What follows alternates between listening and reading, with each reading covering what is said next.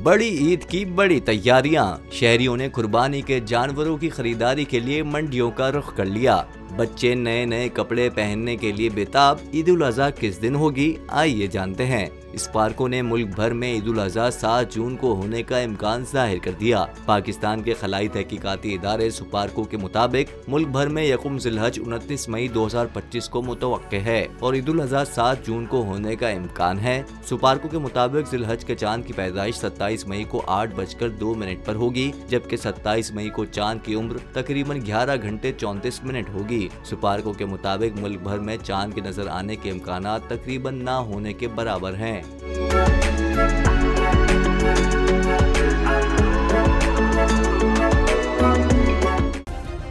Subscribe करें और bell दबाएं ताकि कोई खबर रह न जाए।